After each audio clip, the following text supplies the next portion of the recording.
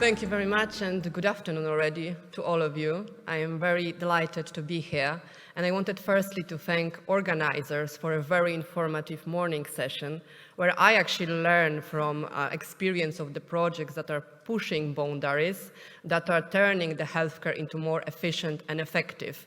So I heard the sentence, I do innovation. My primary job is to foster the environment that allows you to do it.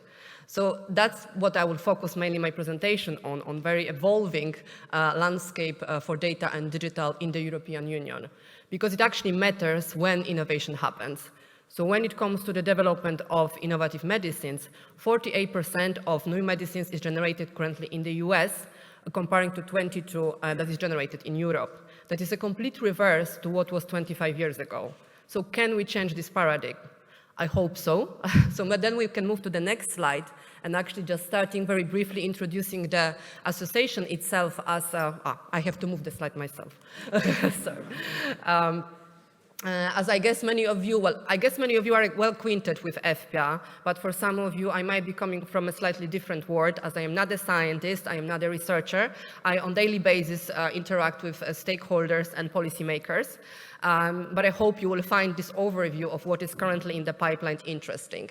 So I represent European Federation of Pharmaceutical Industries and Associations. We represent over 2,000 research-based companies of all sizes across Europe. And our primary mission is, as I already mentioned, is to create the environment ecosystem that allows researchers to discover, develop, and deliver new therapies and vaccines for people across Europe, as well as to contribute to Europe's economy. Because again, as I've mentioned, it actually matters where innovation happens. So in order to do that, I mean, we have an overarching vision that I guess many of us, and I hope all actually would relate to. So for a healthier future for Europe, a future based on prevention, innovation, access to new treatments, and better outcomes for patients. And in order to realize this vision, we need to develop, we need to exploit such a transformative tools such as digitalization, but also working together with stakeholders on access and availability issues in order to create a future-proof regulatory and incentives framework, but also to ensure that we are all on board in understanding on what are the challenges and opportunities that should be addressed.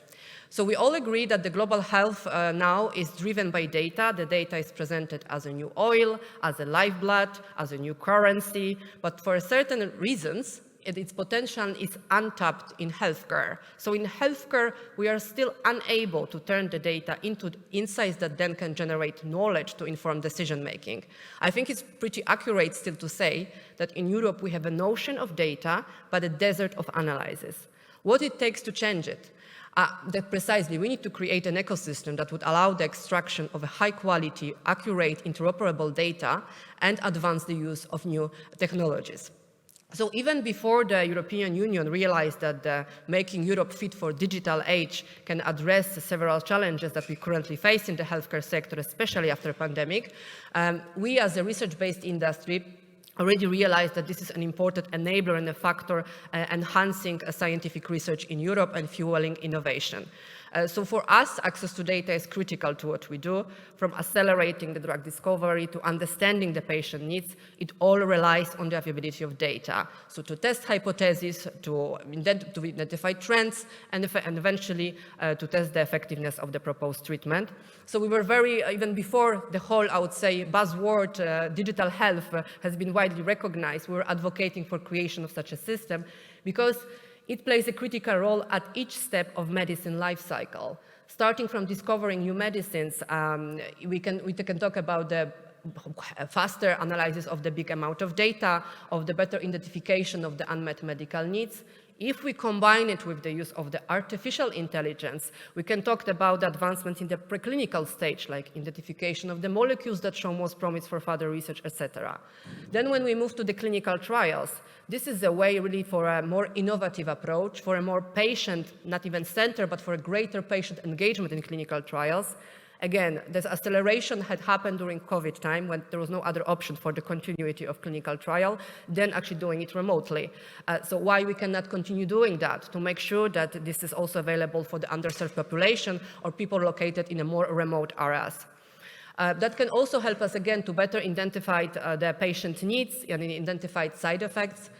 When it comes to the distribution of medicines, it's again identifying the patients that might need the medicines the most. It can help us identifying the supply chain needs, but at the same time, it can improve also the detection of defection and the simple automation, which I guess many of you are already well acquainted with. I mean, the AI is already applied. It's not a novelty to automate certain tasks. Finally, when it comes to, and I think the biggest added value of digitalization, and I was very happy to hear from the previous speakers about already solutions that are focused on inclusion of the patient-generated outcomes into decision-making, because this is really about the patient engagement. A few years ago, there was a buzzword in the in a policy environment related to patient centricity, but patient centricity does not entail patient engagement. So, and digitalization allows for a patient engagement. Patient is an equal partner throughout the process, and their feedback can be reviewed on the continuous basis. So this can be really a revolutionary when it comes to the development of medicines. But now moving more on what it takes to make that happen. So this digital health still requires new thinking. It requires all of the actors on board. So we talked a lot already about policymakers, but we need also patients, we need also regulatory authorities, we need also private and public sector. So I would really, in order to build this trustworthy and secure digital ecosystem, I would firstly emphasize maybe patient groups, because trust is a central component to the success of this endeavor, and patients are usually eager to share their data as long as there is a framework that merits their trust. So there is a really need for further transparency, for campaigns that are indicating the value that is created by their data being included in the decision-making, by informing decision-making.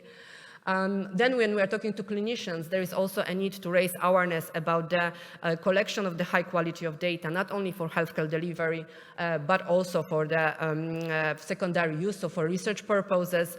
But also here the standardization would definitely ease a certain burden of the data related to data collection, namely standardized European health records system, standardized patient outcomes measurements. So this all of the enablers of driving greater quality of data.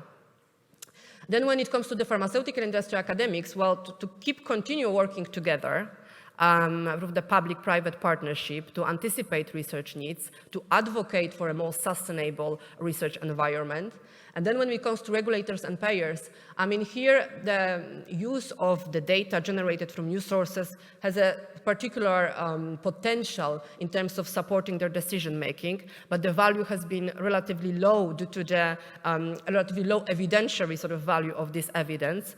Hence, we need further engagement in order to address concerns from the payers and regulators side, as this can be really transformative and lead to a faster access for the patient to innovative medicines. So even for the payers, it can reduce modeling assumptions when it comes to the pricing models, but set the price based on the real value that medicine can create. So then when we move to the next slide, so more to the essence of what is actually needed. So what is happening at the European Union level is now that the EU is it's an unprecedented moment when the EU is not only reviewing the entire pharmaceutical strategy for Europe, so basically all of the regulation related to the use of medicines for medicines for human use, but also at the same time is implementing its plan and visit in its strategy for data, which is linked to a very high number of legislative proposals, horizontal and sectoral ones. But what, as you can see, that it contains the whole pharmaceutical strategy, contains 50 legislative and non-legislative actions, including proposal on the European health data space and artificial intelligence. I know that would be a separate presentation on the European health data space, but I wouldn't be able to talk about the evolving environment without mentioning this important file, so I will very briefly mention that as well. But also there is a Artificial Intelligence Act that aims to regulate the use of AI in Europe. But what we identified as the critical components, and I was very glad to hear from the previous speakers that is very much aligned with what with your experiences within individual projects, within the challenges that you face in order to upscale your projects and to incorporate the learnings at the broader scale. So firstly, secondary use of data. We need a clarity on how to access the data for secondary use. That's namely related to the fragmented implementation of GDPR. So you probably all know that it's rather burdensome to develop a privacy-compliant solutions across a very complex data supply chains to understand what constitutes sufficient anonymization, to understand when the data can be used for scientific research. So that's all would need to be sort of harmonized across the EU in order to simplify scientific research. International data transfers. Again, it was partially mentioned during the previous session. Well, the diseases know no borders. The research division sites are located all over the world. It's a paramount that the data can be shared across borders. However, currently within the EU, we observe an increased data protectionism trend. This should take into account that the research is very sort of specific case, and the current sort of practices that are based sharing the data on the standard contractual causes are sufficient to protect the patient privacy. Then acceptance of real-world evidence. Again, it was already mentioned during the previous session. We see it is really as a catalyst when it comes to the development of medicines. Then access to data in all EU countries. So creating a one-stop shop in each country to access the data for secondary use would certainly simplify the processes, but it will not provide sufficient information for the development of certain innovative medicines, especially addressing the needs for rare diseases, for example. Hence, this having the mutual recognition across the EU of the data permits, it's very important. And last but not least, appropriate protection of data. So we want the data to be as open as possible, as closed as necessary, so in compliance with the rules of open science. We also very much encourage the sector to self-regulate, to drive further harmonization of the rules related to the sharing of data for secondary use in compliance with GDPR. So I already mentioned, but what is needed to create the ecosystem? We need the changes at the legal level, at the technical level, at the societal. So the legal, those the clear rules to accessing the data, technical, so the standards, so the data stored that is currently stored in an isolated databases, stored in a different format, can be connected to be transformed into the useful insights. And finally, societal. So we need a digital literacy. We need a greater, more communication with the patients about the benefits the data brings to the sort of overall societal good. Then real-world evidence. I mean, I won't spend much time about it, but I just thought that it would be interesting indeed to mention that this is a really now perceived as a key enabler in advancing sort of effectiveness of the scientific research. Real-world evidence particularly also gained attention during COVID, and it turned out that it's actually we can turn the data collected from the routine clinical practice into valuable insights that can address specific questions in research and then can be actually accepted by regulators. We shouldn't lose this momentum. And we are very much supportive towards further discussion with stakeholders in order to address the challenges related to the further acceptance of real-world evidence.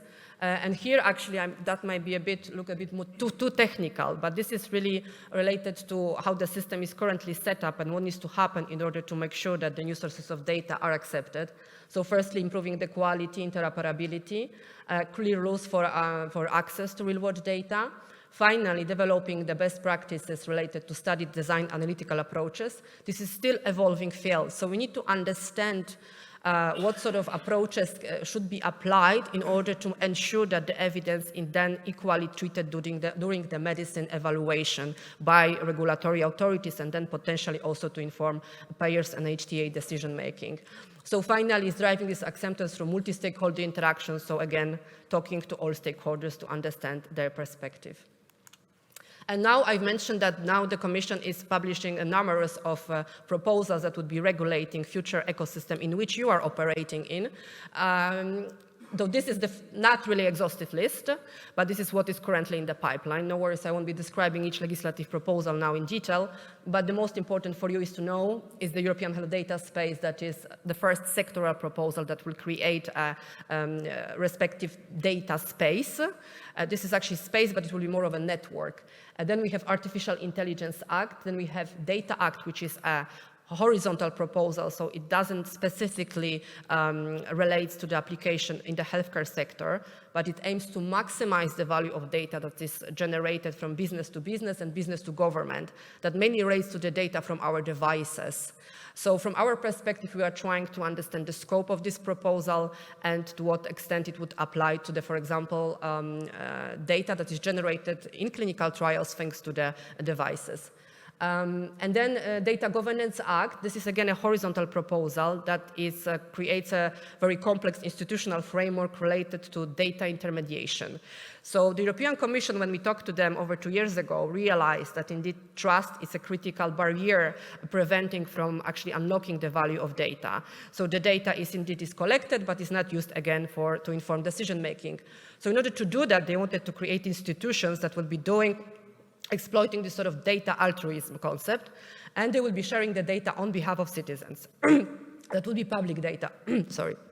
It will be public data. And then we have sorry, can I have a bit of glass of water maybe? Then we have at the bottom Digital Market Act. I'm sorry, because I'm losing my voice.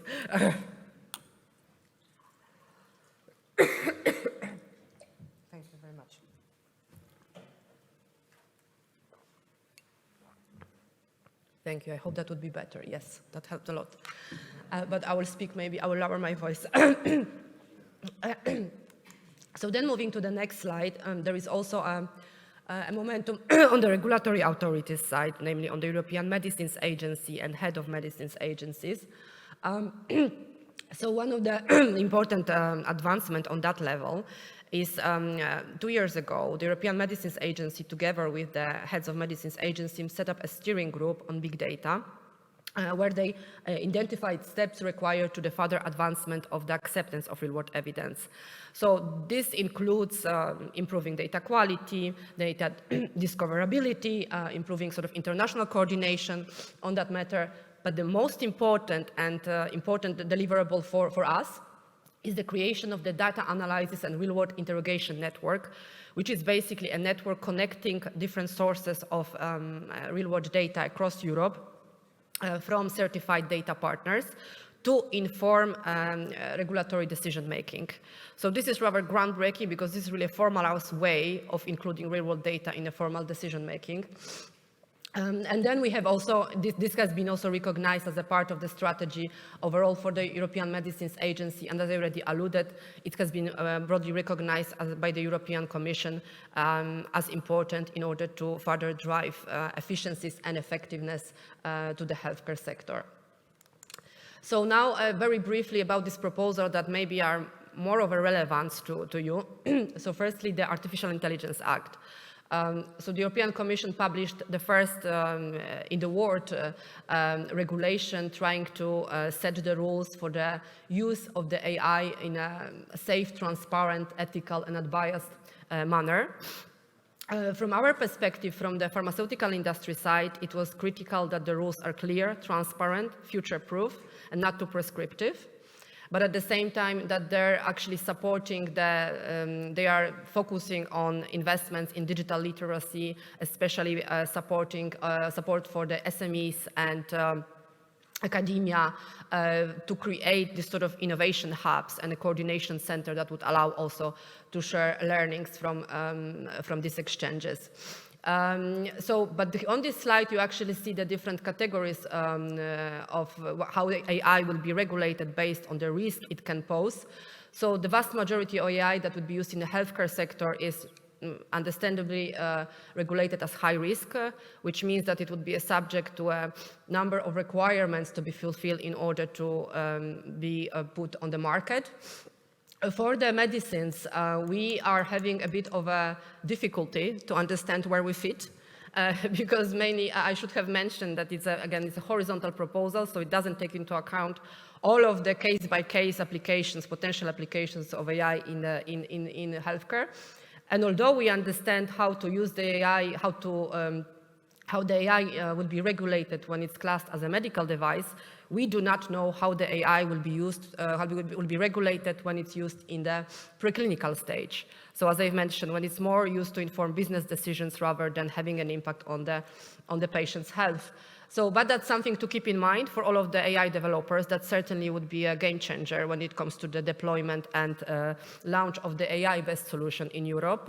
Further, I would say details would be provided when it comes to the VIA, sort of so-called implementing and delegated acts, to clarify how it would be applied at the sectoral level.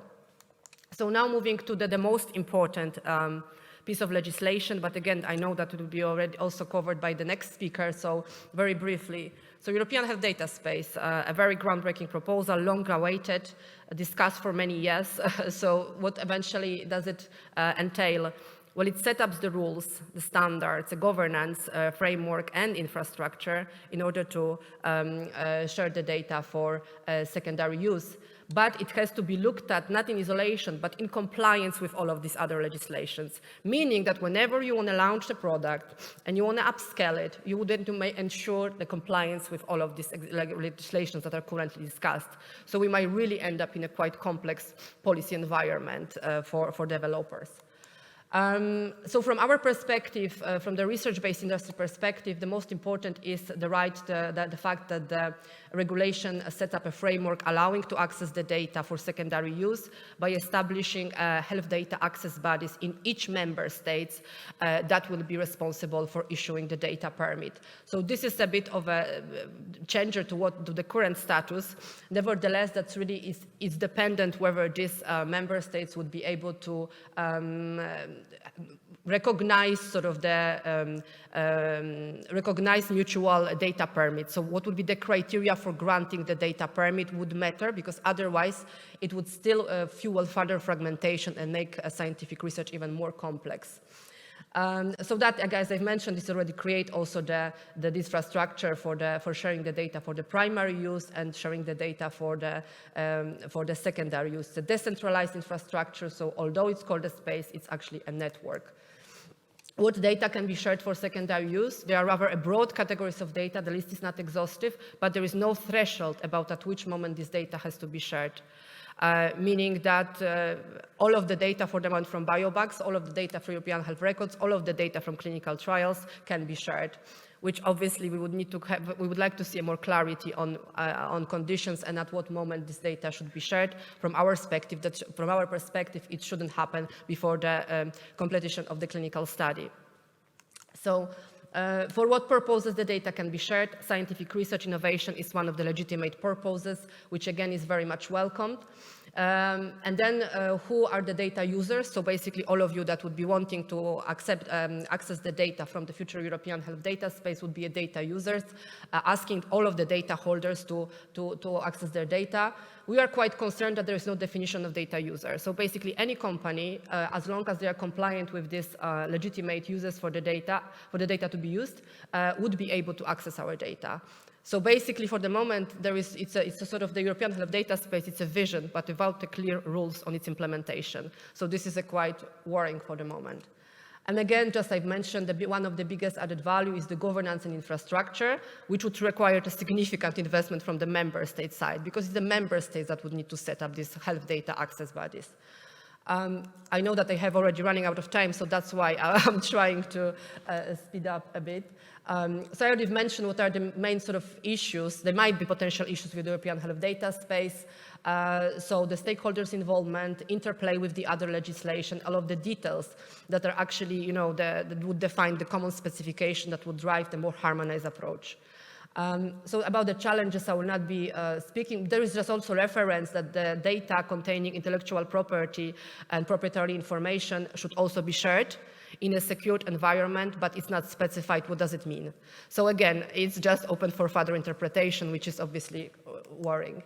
And our member states are very much concerned when it comes to the cost. So I wanted just for you to see this, where they are. I mean, it doesn't mean that there is no willingness This transition would take time, and for the moment the Commission put forward a very challenging timeline.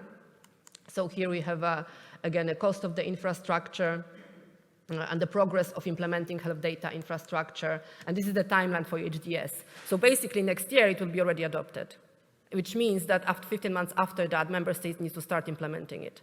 So some of them from zero, some of them with already having a very well-functioning infrastructure, let's say Estonia, Denmark, Finland, etc.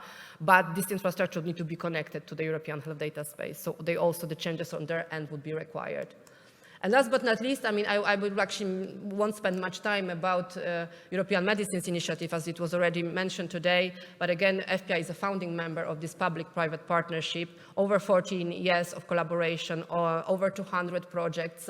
And I just wanted to briefly mention, as this was one of the focus of this session is standardization, is that EDEN, so the project that was originated in EMI, has been really now upscaled and taken by the decision makers for standardization of real-world data. So I particularly refer to Darwin EU. So as you remember, this initiative from the European Medicines Agency, the data from EDEN, which allows to standardize a data stored in different multiply sites, in different formats, to standardize to a common data model in order to make it useful for research. And this shortens the time from 2 years to less than 3 weeks. And this has been already proved during COVID. And this would be also now upscaled at the regulatory level as well. So let's see whether maybe that's a model that could work maybe in a very heterogeneous Europe. We will see, because again, the HDS for the moment contain no specifications about what standards would be applied. So again, I think that's pretty much it from my side. I know that we are already running out of time. I would like to thank you very much, and I wanted to emphasize that this is the moment really for us all to work together to create this long-term benefit, because now it's when the discussion happens. Then when is the implementation phase, not much changes can be actually expected. Thank you very much.